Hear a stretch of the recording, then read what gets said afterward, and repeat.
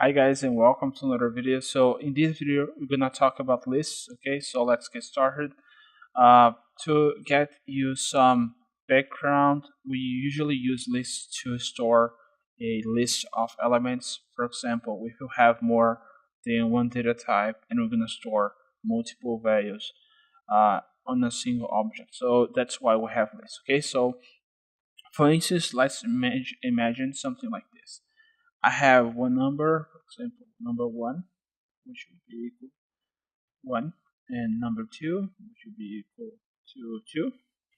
And I don't want to have to call uh, all the objects individually. I want to have one object that stores all the values, and I could do something with all objects at the same time. Okay, so that's why we have lists. For example, could have something like numbers, and I could store multiple numbers. To do that, we use this to use this assignment signal.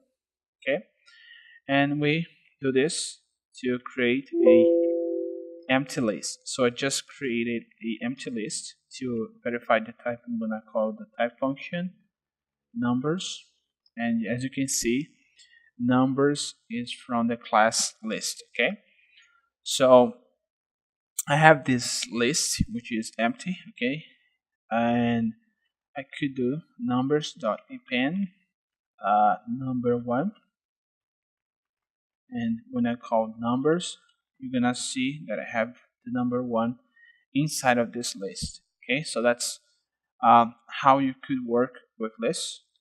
Basically, let's add the second number. I'm gonna add actual append number 2, and let's call numbers. As you guys can see, I have 2 numbers now inside of this list. Okay, so that's the basics of a list, and we're gonna talk about more about lists when you talk about loops. Okay, so thanks for watching the video. See you guys next time.